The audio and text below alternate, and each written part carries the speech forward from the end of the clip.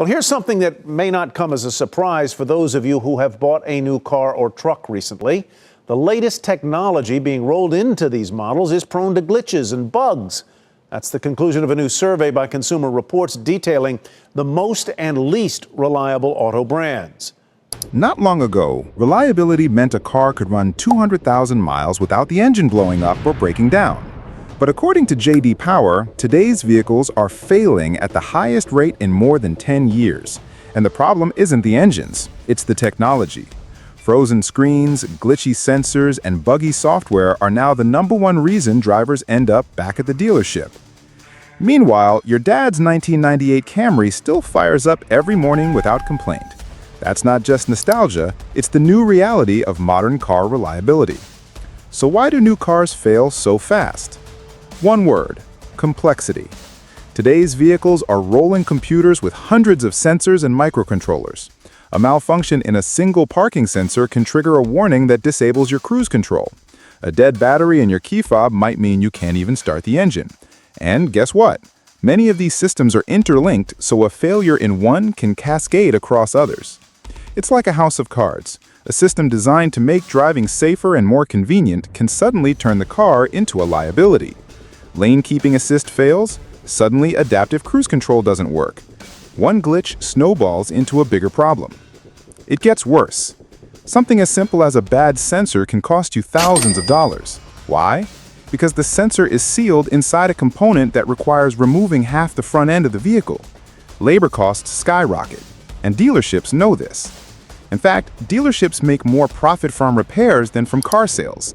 They don't mind if your car comes back early and often. And here's the uncomfortable truth. This isn't always an accident. In many cases, it's part of the design. Built to break? The planned obsolescence model. Welcome to the age of planned obsolescence. Features that used to be mechanical, like door locks, mirrors, and even gear selectors, are now electronic. And when they fail, you can't just replace a cable or a lever, you have to replace the entire module. Even worse, many of these parts are deliberately designed to be non-serviceable. Let's talk about BMW. Some of their newer models require software authorization just to change the battery. You can't do it yourself without risking a system fault. A basic battery swap that used to cost $100 now costs several hundred at a dealership. That's not innovation, that's profit engineering. And those subscription services you hear about, like heated seats locked behind a paywall, that's not just a gimmick, it's a shift in mindset. Automakers want to monetize access, not guaranteed durability. They'd rather charge you $20 a month for a feature you already physically own than build a car that lasts 20 years without fuss. We're not just buying cars anymore. We're buying platforms, fragile ones, intentionally locked down and intentionally difficult to maintain. And the more dependent we become on these fragile ecosystems, the less control we actually have over the vehicles we supposedly own. Before we dive deeper, quick question. Have you personally experienced this reliability problem? Maybe an electronic glitch, an absurdly expensive repair, or being told by a dealer that a simple fix can't be done? Share your story in the comments. It helps us see just how widespread this issue really is. And if you're finding this breakdown useful, make sure you're subscribed so you don't miss the rest of the series, where we uncover how cars reached peak reliability and why we lost it. The car reliability timeline. To understand how we ended up here, we have to rewind a clock. In the early 20th century, cars were unreliable beasts. Breakdowns were expected and driving one required mechanical know-how. Then came World War II, and with it, a need for durable, rugged engineering. The war effort forced companies to prioritize reliability and mass-produce machines that simply had to work. The post-war boom saw the rise of Japanese and German manufacturers who obsessed over build quality. Companies like Toyota revolutionized manufacturing with lean systems, zero-defect mindsets, and components built to last. Honda and Toyota built reputations around cars that could run forever with basic maintenance. Meanwhile, Mercedes and Volvo became synonymous with durability and over-engineering. This wasn't just about engineering, it was a philosophy. Build once, build well. Cars from the 1980s and 1990s weren't just transportation, they were trusted companions. Many of them are still on the road today, decades later. So when did it all change? Not overnight, but as the industry globalized, pressure mounted to increase profits and cut costs. emissions regulations forced more complex engines. Consumers demanded features like touchscreens and driver assists. Automakers realized there was more money in selling repairs, subscriptions, and replacements than in selling cars that lasted forever. And so, one wire at a time, one sealed module at a time, we started building cars that looked smarter but behaved dumber. But where did we lose it? The golden era of reliability. The late 1980s through the early 2000s is often remembered as the golden era of reliability. This was the time when cars like the Honda Accord, Toyota Corolla, and Mazda Miata became legends not because they were glamorous or overflowing with features, but because they were practically indestructible. People bought them, drove them for 200,000 miles or more, and often passed them down to their kids. Stories of Accords hitting 300,000 miles or Camrys running with minimal repairs weren't exceptions, they were expected. That kind of dependability wasn't a happy accident. It was the result of an industry-wide obsession with quality. Automakers competed fiercely not just on design or horsepower, but on durability. Japanese manufacturers leaned heavily on philosophies like Toyota's production system, which emphasized zero defects, lean manufacturing, and constant improvement. The result was vehicles so reliable they redefined what consumers expected from a car. American and European companies had no choice but to respond, raising their own standards just to keep up. These cars were advanced enough to be comfortable, but not so over-engineered that every minor repair required a computer or a dealership visit. They struck a balance between simplicity and innovation, and consumers reaped the rewards. Overbuild, don't undercut. What separated this golden era from today wasn't just manufacturing quality, it was mindset. Automakers in the 1980s and 1990s had something to prove. Japanese brands were carving out reputations in global markets. European brands were doubling down on their engineering heritage. American brands, though inconsistent, still produced simple, tough vehicles meant to last. This competitive landscape created a culture of overbuilding. Engines were designed with iron blocks that could endure hundreds of thousands of miles. Transmissions were simple and serviceable. Electrical systems were minimalistic, built with robustness in mind rather than flashy gadgetry. The philosophy was clear. Build once, build well, and let the product speak for itself. Take, for example, the Lexus LS400, introduced in 1989. It was Toyota's luxury flagship, built to challenge Mercedes and BMW at their own game. The LS400 stunned the world not with gimmicks, but with near-flawless engineering. Its V8 engine was so smooth and durable that many of these cars are still running today with 500,000 miles on the clock. Toyota didn't just build a car, it built a reputation for luxury and longevity that still lingers in the Lexus brand. Contrast that with today's approach. Modern cars are often designed to be replaced, not preserved. Electronics and proprietary modules dominate. The business model has shifted. Durability has taken a back seat to profit margins. Reliability is no longer the selling point. Instead, it's luxury features, software subscriptions, and planned obsolescence. Back then, automakers wanted your loyalty by giving you a car that would run forever. Now they want your repeat business by making sure you come back, either to the service bay or to the dealership. The icons of reliability. Some vehicles from this golden age are practically cultural icons. The late 1990s Toyota Camry, for example, is still everywhere, on highways, in used car lots, and even as daily drivers decades later. The Honda Civic and Accord of that era are remembered as bulletproof machines. Owners could neglect maintenance, skip oil changes, and those cars would still start every morning. German engineering had its high points as well. The Mercedes-Benz W124 E-Class and W201 190E are still praised as examples of vehicles designed to last a lifetime. They weren't cheap, but they were engineered with durability as the guiding principle. Many of these cars are still running today, a testament to their design philosophy. Even trucks and SUVs reflected this approach. Early Toyota Tacomas and 4Runners, Honda CR-Vs, and even workhorse pickups like the F-150 were known for rugged simplicity. They weren't overloaded with electronic systems, which meant fewer things to go wrong. For this reason, many of them now command premium prices on the used market, as buyers search for vehicles they can actually trust. This period also cemented the rise of enthusiast cultures around reliable machines. From street racers modifying Civics to overlanding fans restoring old Land Cruisers, these vehicles became platforms for passion projects precisely because they were reliable foundations to build upon. The turning point. If cars were so good in the 1990s and early 2000s, what changed? The answer lies in two big forces: regulation and profit.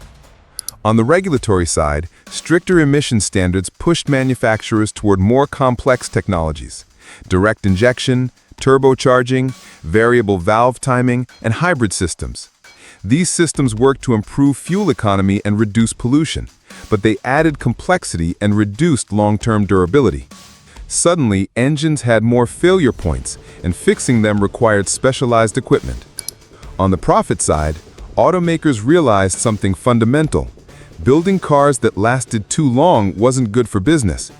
A customer who drove the same Corolla for 20 years wasn't as profitable as one who replaced their vehicle every 8 years and returned regularly for expensive service. Dealership service centers became profit machines, and design philosophies shifted accordingly.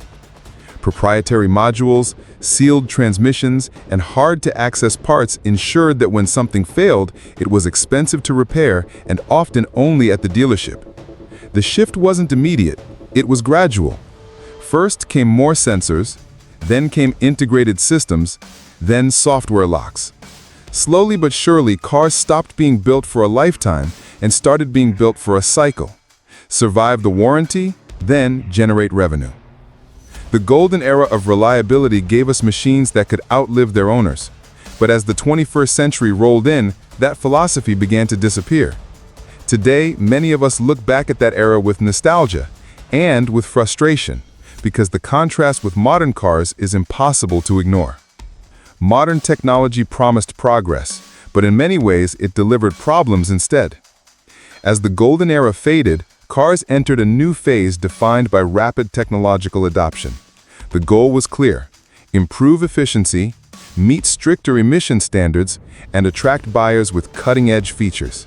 But the trade-off was hidden under sleek dashboards and glossy marketing campaigns. Modern cars became rolling supercomputers. Consider this: the average car in the mid-1990s had about 30 microchips. Today's cars?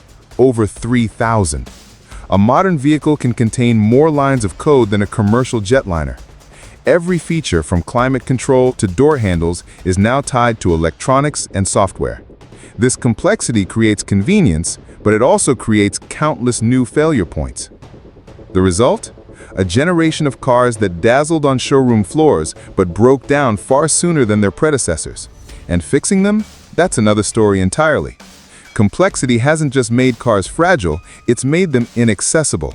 Ordinary mechanics and even often owners no longer have the tools or permissions to carry out repairs. Instead, they are funneled into dealership service centers where costs soar. Designed to fail, priced to profit. The rise of planned obsolescence wasn't just a conspiracy theory, it became a business model. Automakers realized that parts and service, not sales alone, drove profitability. Why sell you a car that lasts 20 years when they could sell you one that needs expensive dealer-only repairs within 8 years? Take BMW's battery replacement innovation. In older cars, swapping a battery cost $100 and took minutes. But by the mid-2010s, BMW required proprietary software to register a new battery with the car's computer. Without it, the charging system wouldn't function properly. A simple job now cost $500 at the dealership. Multiply this across millions of vehicles and you see the incentive. This logic extended everywhere. From electronic parking brakes to sealed transmissions, the industry embraced complexity, not because it always improved safety or performance, but because it created profitable bottlenecks. Service departments transformed from support centers into primary revenue streams. Manufacturers learned that the real money wasn't in the initial sale, it was in the endless cycle of service visits, software updates, and overpriced replacement parts. This shift created resentment, and consumers began to realize that reliability wasn't being lost by accident, it was being engineered out of their cars. Software on wheels, cars no longer just move people, they run like smartphones. Over-the-air updates, subscription features, and digital locks are now standard. Tesla pioneered this model, but nearly every automaker is following suit. This shift has blurred the line between mechanical reliability and software stability.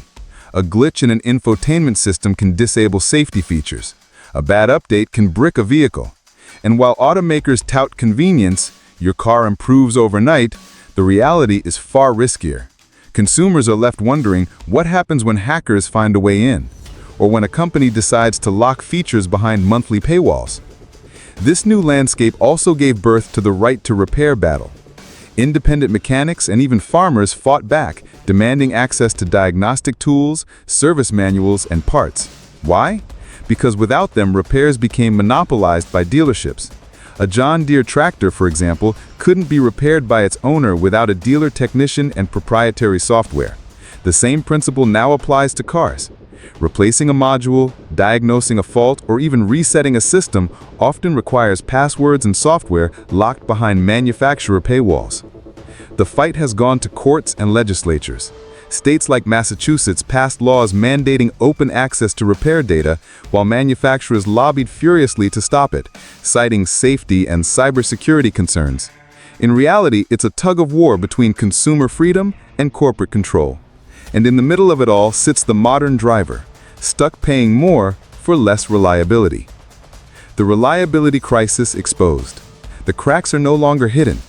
J.D. Power's vehicle dependability study shows an 11% increase in reported problems per 100 vehicles between 2020 and 2024. But the nature of the problems has shifted dramatically. In the past, common issues included squeaky brakes, minor leaks, or faded paint. Today, infotainment crashes, driver assist malfunctions, and software bugs that disable entire systems. Worse still, when modern cars fail, they fail spectacularly. Hyundai and Kia recalled millions of vehicles due to fire risks from software-related engine defects. Tesla recalled nearly 500,000 cars because trunks and hoods could fly open, a fix delivered through a software patch. Volkswagen's ID.4 launched with so many buggy systems that basic functions like windows and climate control stopped working. Consumers are taking notice. Social media amplifies every failure. A single viral video of a brand new truck stranded on the roadside can undermine millions in marketing. Meanwhile, older, simpler vehicles have surged in value on the used market because buyers are desperate for something they can trust. And here lies the real tension. Modern vehicles are marvels of technology, offering safety, convenience, and efficiency their predecessors never could. Yet that same technology has eroded the foundation of trust between automakers and drivers. What good is adaptive cruise control if the car's computer crashes in traffic? What good is over-the-air convenience if it comes at the cost of repair freedom? This is the heart of the modern reliability crisis. Not that cars are less advanced, but advancement has come at the cost of control. The promise of progress has been replaced by fragility, and now consumers are beginning to push back. The consumer backlash, the rise of the right to repair movement, and the uncertain future of reliability. The consumer revolt. By the mid-2020s, drivers were no longer quietly accepting the status quo. They had reached a breaking point. Repair bills that rivaled mortgage payments, subscription fees for features already built into their cars, and recalls that seemed never-ending. All of it fueled frustration. What used to be brand loyalty turned into brand suspicion. The glossy dealership brochures and marketing slogans that once inspired confidence now sounded hollow against the reality of constant breakdowns and spiraling costs. Everyday owners began to see a troubling pattern. Their brand new SUV required an $800 software update just to fix the air conditioning. A family road trip was ruined because a vehicle's infotainment system froze, disabling navigation and even climate controls.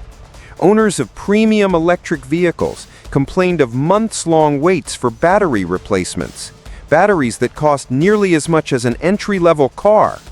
Reliability, the very foundation of the auto industry's reputation, seemed to be crumbling beneath the surface of flashy features and sleek designs. Online communities exploded with discontent. Forums filled with angry posts about failed transmissions, glitching electronics, and astronomical repair costs. A single TikTok video showing a $15,000 repair bill for a simple wiring harness could go viral overnight. YouTube channels dedicated to car ownership horror stories began drawing millions of views. The power dynamic had shifted. Consumers could now broadcast their struggles to the world, and the automakers could no longer hide behind carefully crafted press releases. Every bad repair experience became a headline. Every viral video, another dent in the industry's credibility. And the revolt wasn't just digital. The used car market began to reflect consumer sentiment in dramatic ways. Simple, mechanical cars from the early 2000s soared in value. Models like the Toyota Tacoma, Honda Accord, or Lexus LS from the late 90s became cult favorites. Buyers who once aspired to own the latest models were now chasing cars that were 20 years old because those vehicles had one quality that mattered above all else: trust. Reliability was no longer just a selling point. It had become a luxury, a form of security. The right to repair showdown. At the center of this storm was the right to repair movement. Independent mechanics, farmers, and everyday drivers began fighting for their ability to fix the machines they owned. The movement had roots in agriculture, where John Deere farmers discovered they couldn't even repair their own tractors without access to dealer-locked software. That outrage soon spread to cars. If you couldn't replace a battery in your BMW without proprietary coding software, did you really own your car at all? Manufacturers argued their restrictions were about safety, cybersecurity, and protecting intellectual property. But critics saw something more sinister, a business model built on dependency. Locking owners out of basic repairs funneled billions into dealership service centers while leaving consumers powerless. If a single electronic module failed, owners often had no choice but to pay thousands for dealer-approved fixes or risk voiding warranties altogether. In 2020, Massachusetts voters overwhelmingly passed a landmark right-to-repair law, requiring automakers to share telematics data with owners and independent repair shops. It was a resounding victory for consumers, but the fight didn't end there. Automakers launched lawsuits, ran fear-based ad campaigns about hacked cars, and lobbied Congress to block similar laws at the national level. The clash revealed the true stakes. This wasn't just about fixing cars. It was about who controlled the future of mobility. Right to repair became a rallying cry, not just for car owners, but for anyone frustrated with disposable products, sealed batteries, or software-controlled lockouts. It represented a broader struggle in modern life, the fight between corporate control and individual autonomy. And as automakers doubled down on complexity, the right to repair movement only grew louder. Every time a driver faced a $5,000 bill for a software-locked part, the argument for reform became stronger. A future on edge. As cars continue to evolve, the question of reliability looms larger than ever. Electric vehicles promised simplicity, fewer moving parts, fewer breakdowns. But in practice, they introduced a new vulnerability: electronic fragility. A Tesla battery pack contains thousands of cells monitored by sensitive software. One malfunctioning sensor can cripple the entire system, leaving owners stranded and facing repair bills in the tens of thousands. Traditional automakers, meanwhile, are embedding cars with more subscription-based features. Mercedes-Benz has tested monthly fees for acceleration boosts. BMW has floated charging drivers to unlock heated seats. Even safety-critical systems, lane keeping, Adaptive cruise control and automatic braking are tied to software packages that can expire, glitch, or vanish behind paywalls. The industry isn't just selling cars anymore, it's selling access, and access can be revoked. The result is a constant sense of unease among consumers. Buying a car no longer feels like a long-term investment. It feels like a gamble. Will your warranty cover that failing infotainment system? Will your dealer still stock parts 5 years from now? Will your model be abandoned when the next software update rolls out? For many, the question is no longer how long will my car last, but how long will the company allow it to last? Even insurance companies have taken notice. Repair costs for accidents have skyrocketed, driven not by mechanical failures, but by sensor-packed bumpers and radar modules embedded in windshields. A minor fender bender can cost more than the car is worth to fix. Vehicles are being declared total losses at unprecedented rates, further eroding consumer confidence. Reliability isn't just about avoiding breakdowns anymore. It's about avoiding financial ruin. Beyond the horizon. The automotive industry stands at a crossroads, and the road ahead splits into two very different futures. In one scenario, consumer backlash and legislation force a course correction. Right-to-repair laws expand nationwide, giving independent mechanics and car owners access to diagnostic tools, software, and spare parts. Automakers learn that loyalty can't be bought with flashy screens or subscription models. It must be earned. Through durability and transparency, engineers shift focus from maximizing short-term profits to building cars that can be maintained for decades. Electric vehicles become simpler, with modular battery packs and standardized components. Ownership regains its meaning, and reliability returns as the cornerstone of the automotive promise. Now, if you want to see the cars that are actually reliable, check out our next and subscribe so you don't miss it.